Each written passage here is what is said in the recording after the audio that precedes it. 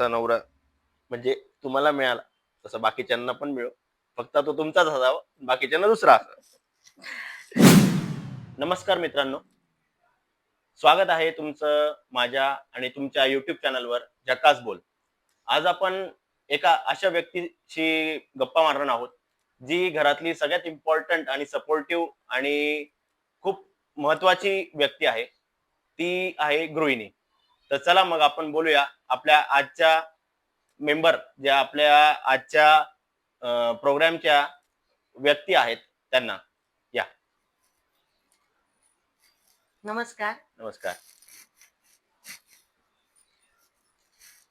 तर रेडी आहात तुम्ही आज हो, बोलायला? हो, हो, नक्कीच. एकदम एनर्जेटिक, येस. काही टेन्शन नाही, काही प्रॉब्लेम नाही. नाही, नाही. ओके.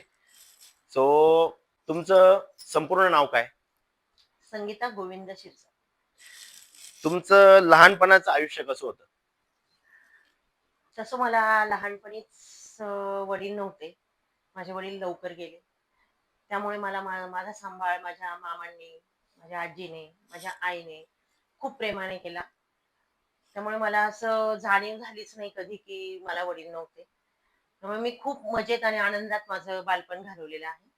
मला कुठल्याही गोष्टीची कमतरता नव्हती. त्यामुळे कुठल्याही प्रकारचं असं बॉदरेशन वगैरे माझ्या आयुष्यात नव्हतं लहानपणी. मग मी एकदम मजेत घालवलंय माझं बालपण. तुम्ही कुठे राहायचा आधी? मी मी सटाण्याला राहायची. बागलाण तालुक्यातलं सटाणा. हे माझं माहेर. तिथून मग माझं लग्न झालं आणि मी नाशिकला स्थायिक झाले. तेव्हाचं आयुष्य आणि आताच्या आयुष्यामध्ये काय फरक वाटतो? मुलीच्या आयुष्यात लग्न झाल्यानंतर तर खूपच बदल होत असतो. त्यामुळे फरक तर वाटणारच. आणि लग्न झाल्यानंतर मी ज्या घरात आली ते ते घर खूप पुरोगामी विचारांचं होतं. तिथे खूप रिस्ट्रिक्शन्स होते. ह्या सगळ्यामध्ये एक प्लस पॉइंट होता, की माझे हसबंड माझ्यासाठी रोल मॉडेल होते. प्रत्येक गोष्टीत त्यांचा मला खूप सपोर्ट होता. त्यामुळे म्हणजे असं काही खूप मला वाटलं नाही, की मला तिकडे आणि इकडे खूप जास्त त्रास झाला किंवा वेगळं काही वाटलं असं. तुमच्या आवाजावरून ते समजू शकतो मी. सो तुमच्या कुटुंबामध्ये कोण कोण आहेत? आता मला 2 मुलं, 1 मुलगी, 1 मुलगा. मुलगा माझा अमोल लहान आहे. मुलगी मोठी आहे चारू. तिलाही आता मुलगा झालाय. मुलालाही मुलगा आहे. म्हणजे मला आता नातवंड पण आहे. माझी सून ऐश्वर्या खूप छान आहे. म्हणजे एकंदर माझं खूप छान कुटुंब आहे माझं. तर तुम्ही त्यांच्यासाठी काही बोलू इच्छिता? खूप सपोर्टिव्ह आहे माझी सून. माझी मुलगी पण खूप प्रेमळ आहे. आणि माझ्या सुनेमध्ये मला तर सून दिसतच नाही. मी दुसऱ्या सगळ्यांना असं वाटतं, की ती माझी मुलगीच आहे. म्हणजे माझ्या दोन्ही मुलीच आहेत असं म्हटलं तरी चालेल. आणि माझा मुलगा पण खूप प्रेमळ आहे. आणि माझ्या नातवाबरोबर तर माझा वेळ कसा जातो मलाच कळत नाही. तुम्ही तुमचा पूर्ण दिवस, आता जसं तुम्ही सांगितलं की तुमचं कुटुंब फार मोठं आहे, सो तुम्ही तुमचं पूर्ण दिवस कसं घालवतात? खरं तर माझं पहिले पहिले मी सगळी कामं घरीच करायचे. घर छोटं होतं. नंतर मग मोठं घर झालं हळू-हळू. आणि त्यानंतर मग माझ्याच्याने होत नव्हतं म्हणून मग सगळ्याच कामांना बाई आली. कामवाली बाई. आणि मग मला कसा खूप वेळ मिळायला लागला. मग मला मला टीव्ही पाहण्याचा खूप जास्त छंद आहे. खूप आवडतं मला टीव्ही पाहायला. मग मी दिवसातून एक पिक्चर तर कसं पण बघायचे. मला तुम्हाला म्युझिक मी खूप इंटरप्ट करतो. या तुम्हाला कुठली सिरियल तुम्हाला की जी खूप आवडते आणि तुम्ही अजूनही कधी नवत बघतात ती अशी जुनी? अ,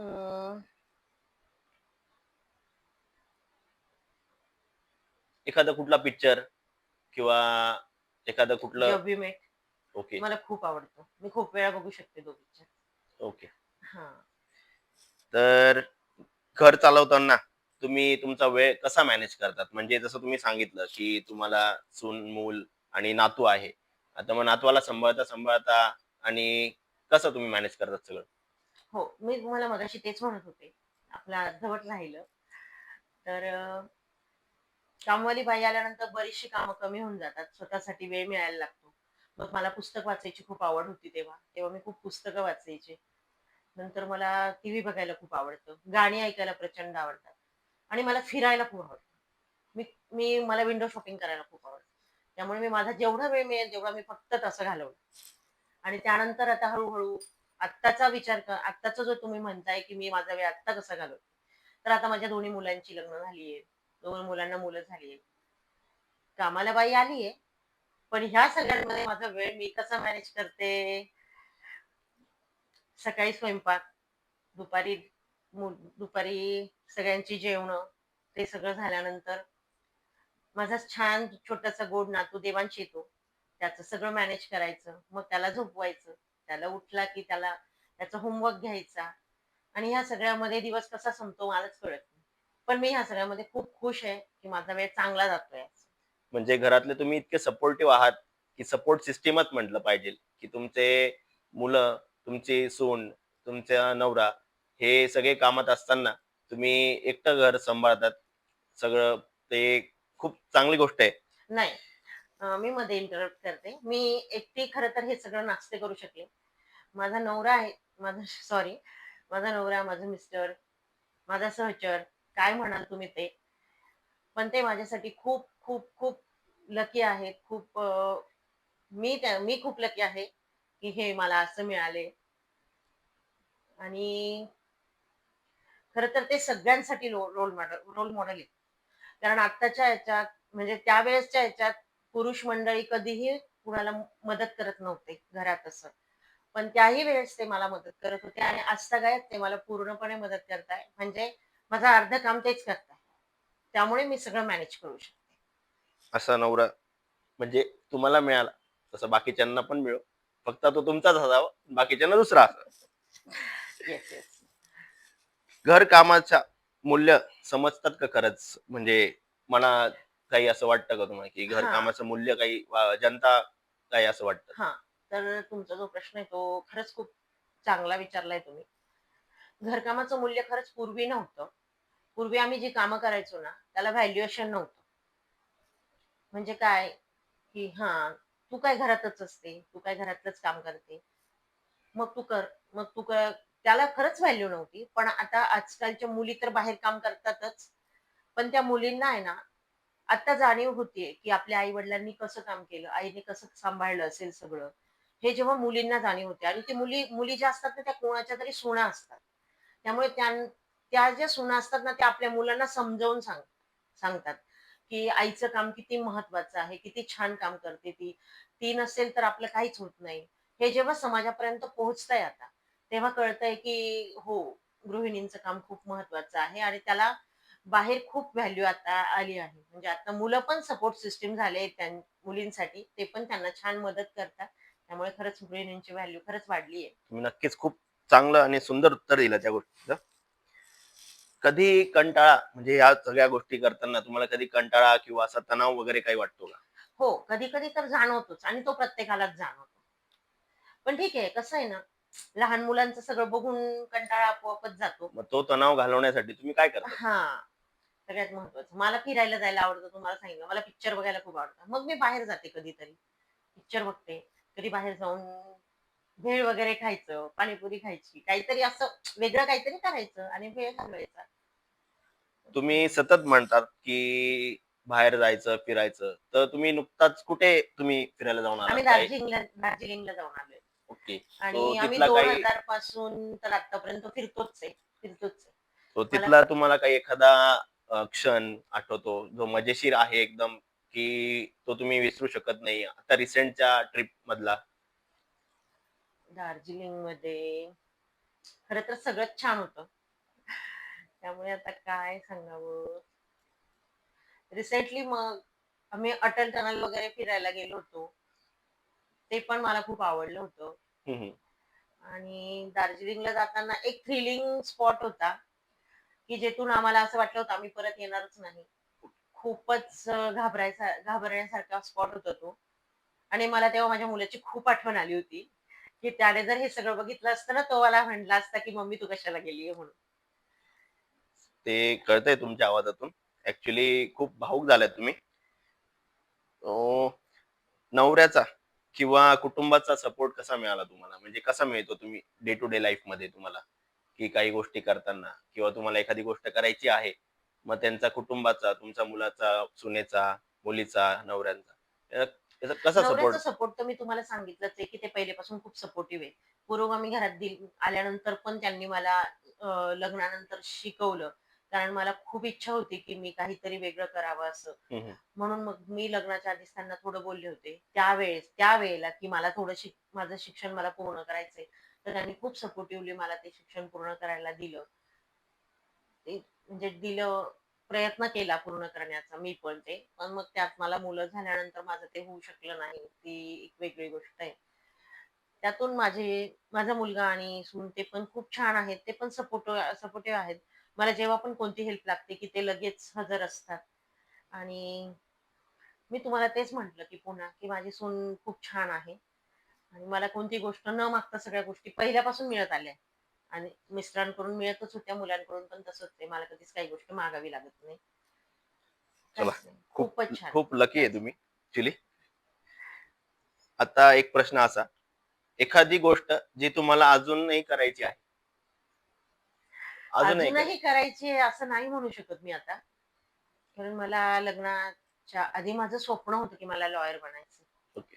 खूप, खूप, खूप इच्छा होती, खूप इच्छा होती. मी हुशार होते अभ्यासात पण. आणि खरंच खूप इच्छा होती माझी, की मला लॉयर बनायचंय, जॉब करायचा आहे, काहीतरी करून दाखवायचंय सगळ्यांना. आणि मी आईला पण, मम्मीला पण माझ्या सांगितलं होतं, की मला बनायचंच आहे. पण पप्पा नसल्यामुळे मला तेवढा तो सपोर्ट मिळाला नाही. लवकर लग्न झालं माझं. आणि ठीक आहे, तरी पण माझ्या मिस्टरांनी मला ते शिक्षण पूर्ण करण्यासाठीचा प्रयत्न केला. पण ठीक आहे. आता त्यावेळेसच्या परिस्थितीनुसार मुलं लवकर झाली, ते झालं. त्यावेळेस त्या गोष्टींना प्रायोरिटी देणं महत्वाचं होतं. त्यामुळे ते एक स्वप्न माझं राहून गेलं. पण मला आता वयाच्या अटीवर नाही करू शकत मी ते स्वप्न जसं पूर्ण. तुम्ही म्हणाला की तुम्हाला नातू आहे, तर हां. तुम्ही ते स्वप्न त्याच्यात बघ बघता का तुम्ही त्याचं काही वेगळं काही त्याच्यासाठी प्लॅनिंग केलं? नाही, त्याच्यात स्वप्न बघण्याचा वेळ हेच येत नाही. कारण शेवटी प्रत्येक जण ज्याचं त्याचं इंडिव्हिज्युअल स्वप्न घेऊन जन्माला येत असतं. आता मी माझ्या मुलाला इंजिनियर बनवण्याचं स्वप्न घेतलं आणि पूर्ण केलं. पण त्याच्या पण स्वतःच्या काहीतरी इच्छा असतील ना, की त्याला वेगळं काहीतरी बनवायचं होतं. पण त्यावेळेस कसं असतं, मुलांना समजत नसतं, की काय करावं, काय नाही करावं. मग आपण पॅरेंट्स म्हणून त्यांना पॅरेंटिंग करतो, थोडंसं हे करतो. पण आजकालची जी पिढी आहे ना, ती आत्ताच इतकी हुशार आहे ना, की आत्ताच त्यांना कळतं, की मला हे करायचंय, मला ते करायचंय. त्यामुळे मला नाही वाटत मी माझी काही स्वप्न त्याच्यात बघावी असं. खूप चांगलं उत्तर दिलं तुम्ही. आता थोडीशी आपण गमतीशीर प्रश्न घेऊ. तुमचा, जसं तुम्ही म्हटले की तुम्हाला फिरायला आवडतं आणि खूप सारं काहीतरी खायला आवडतं नवीन नवीन, तर तुमचा आवडता पदार्थ कोणता? रसमलाई, ओके, तुम्हाला गोड खूप आवडतं आणि तिखट मध्ये तुम्हाला काय आवडेल, की तुम्हाला पाणीपुरी. रोज जे पण दिलं तरी तुम्ही ते खाल रोज, असे एखादा पदार्थ? नाही, रोज तर मला काहीच नाही आवडणार असं. पण मला पाणीपुरी खूप आवडते. की एक गमतीशीर घटना जी तुम्हाला विसरताच येत नाही, की अशी एखादी घटना तुमच्या लाईफ मध्ये तुमच्या हस्बंड सोबत किंवा तुमच्या मुलांसोबत, की ती अशी की तुम्हाला ती विसरता येत नाही? मी लग्न झाल्यानंतर आमच्यामध्ये 10 इयर्सचा डिफरन्स आहे. माझ्या मिस्टरांमध्ये आणि माझ्यामध्ये. तर मग असंच टीव्हीवर गाणं लागलं. मी म्हणत होते, गुणगुणत होते माझं, क्या करू राम मुझे बुड्ढा मिल गया. माझ्या मिस्टरांना वाटलं ही मलाच गाणं म्हणते आणि त्यांना माझा खूप राग आला. त्या दिवसापासून मला ते गाणं लागलं किंवा हे आठवलं तर मला खूप हसायला येतं. खूप गमतीशीर वाटतं. पण नक्कीच ते यंग असतील, यंग ऍट हार्ट म्हणतो आपण, जसं की. यंग म्हणजे ते आमच्यातला डिफरन्स कधीच कोणाला कळला नाही आणि कळणार पण नाही. उलट मीच त्यांच्यापेक्षा थकलेली आहे. ते माझ्यापेक्षा खूप एनर्जेटिक आहे. तुम्ही एखादं स्वप्न जे तुम्हाला अजूनही जपू वाटतं, की एखादं तुमचं जे स्वप्न आहे की तुम्हाला ते अजून जपायचंय किंवा काही असं काही? स्वप्न म्हणजे तसं खूप काही नाही. पण सगळ्यांनी आनंदाने गुण्यागोविंदाने माझी दोन्ही मुलं, दोन्ही सून, जावई सगळ्यांचं सगळं काही खूप छान झालेलं बघायचंय मला. सगळं काही एकदम वेल सेटल्ड सगळे झालेले, की ज्यामुळे आम्ही नंतर आरामात डोळे मिटू शकतो, की हां, मुलं त्यांच्या त्यांच्या मार्गी लागलेत. सगळं काही व्यवस्थित झालंय आणि आम्हाला दोघांना पूर्ण जग फिरायचं आहे. जग नाही म्हटलं तरी पूर्ण भारत फिरता आलं तरी चालेल. पण आम्हाला दोघांना शेवटपर्यंत एकत्र फिरता आलं पाहिजे एवढंच वाटतंय, बाकी काही नाही. नक्कीच. एक शेवटचा प्रश्न. हं. गृहिणी म्हणून तुम्ही ऑडियन्सला आणि बाकीच्या सगळ्यांना किंवा आम्हाला काय एखादा संदेश किंवा एखादा काही मेसेज तुम्ही एक चांगला देतात, की जे आजकालची पिढी आहे, जी यंग पिढी आहे, जे मुली आहेत त्यांना, की जसं आता वातावरण चालू आहे बाहेर सोशल, की म्हणजे त्यांना तेवढी व्हॅल्यू जे आहे लोकांची व्हॅल्यू किंवा ती समजत नाहीये, किंवा आई वडिलांची व्हॅल्यू, नवऱ्याची व्हॅल्यू, बायकोची व्हॅल्यू, मित्रांची मैत्रिणींची व्हॅल्यू ही थोडी कमी होत चालली. तर गृहिणी म्हणून तुम्ही घरातल्यांची व्हॅल्यू कशी करायची आणि घर कुटुंब हे एकजूट कसं ठेवलं पाहिजे आणि वादविवाद न होता एका घराच्या म्हणजे एका घरात कसं सगळ्यांनी सहकुटुंब राहावं, याच्याबद्दल तुम्ही थोडस थोडक्यात सांगा, याची विनंती करतो मी. सगळ्यात महत्वाचं, सगळ्यात पहिले गृहिणी म्हटल्यानंतर फक्त घर सांभाळणारी बाई, ही जी व्याख्या आहे ना, ही सगळ्यात पहिले पुसून टाकायची. गृहिणी म्हणजे घरातली लक्ष्मी. ती जर का छान असेल, ती जर का शांत असेल, ती जर का संयमी असेल, ती जर का आनंदी असेल, तर सगळं कुटुंब आपोआप आनंदी राहतं. आणि सगळ्यात महत्वाचं, घरातली जी सून असते, तिला कधीच सून मानायचं नाही. सगळ्यात महत्वाचं, सून मानायचं नाही, तिला आपली मुलगी मानायचं. आणि मुलगी मानायचं म्हणजे ज्या हक्काने तुम्ही मुलीला रागवू शकता, ज्या हक्काने मुलीचे लाड करतात, त्याचप्रमाणे त्या सुनेचे पण झाले पाहिजे. तर तुम्ही नुसतंच मुलगी म्हणती, मला आई म्हणते, मी तिला मुलगी म्हणते, याला समान वागणं नाही म्हणत. तुम्ही ते अंमलात आणलं पाहिजे. प्रत्यक्षात तुमच्या वागण्यात ते दिसलं पाहिजे, की जसं तुम्ही मुलीला हक्काने रागवता, हक्काने सगळं करता तिच्यासाठी, तेच तुम्ही सुनेसाठी केलं पाहिजे. आणि सुनेने पण जे तुम्ही तुमच्या आईला सगळ्या गोष्टी सांगता, सगळ्या गोष्टी अगदी लहान, म्हणजे लहान सहान सगळ्या गोष्टी किंवा मोठ्या सगळ्या गोष्टी, जे तुमच्या मनात आहे, जे तुम्हाला सांगावंसं वाटतंय, त्या सगळ्या गोष्टी तुम्ही तुमच्या सासूला आई म्हणून सांगितलं पाहिजे. की त्यामुळे त्या दोघांमधला जे अंतर आहे ना, ते आपोआपच कमी होतं. आणि खूप म्हणतात की हो, सून आई नाही होऊ, म्हणजे सून मुलगी नाही होऊ शकत, किंवा असं नसतं. सगळे होतात, पण मग समोरच्याला ज्याची त्याची स्पेस पण दिली गेली पाहिजे. असं नाही की हा, ती मुलगी, ती तुला आई म्हणते म्हणजे तू सगळं सांगितलं गेलं पाहिजे, हे पण नाही. थोडस स्पेस पण दिली गेली पाहिजे, की त्यांना त्यांच्याप्रमाणे वागता पण आलं पाहिजे. आणि जे जे आपण भोगलं आहे पूर्वी, आपल्या सासू सासऱ्यांकडून म्हणा किंवा काय, जे आपण भोगले ते आपल्या सुनांनी पण भोगलंच पाहिजे. ही जी वृत्ती आहे ना, ही नष्ट झाली की सगळ्या गोष्टी छान होणार. आणि आजकाल तर सगळे एज्युकेटेड आहे, त्यामुळे प्रश्नच नाहीयेत की त्या तुमचं ऐकतील, तुम्ही त्यांचं ऐकाल, नाही. सगळे इक्वल लेवलला वागा, सगळ्या गोष्टी छान होतील. तुम्ही खूपच खूपच चांगलं उत्तर दिलं या म्हणजे प्रश्नाचं. खूप म्हणजे ऑडियन्सला पण कळालं असेल तुम्हाला काय म्हणायचंय. तर खरंच आपल्या घरातील ही गृहिणी खूप आज म्हणजे एक कुटुंबाची सपोर्ट सिस्टीम आहे. सो धन्यवाद, तुम्ही वेळ काढून आलात आणि तुमच्या सगळ्यांचं मनपूर्वक आभार की तुम्ही थांबले आणि तुम्ही ही बघितला आजचा इंटरव्ह्यू. पुन्हा भेटूया एक नवीन व्यक्तिमत्वासोबत. तोपर्यंत धन्यवाद. नमस्कार. हो.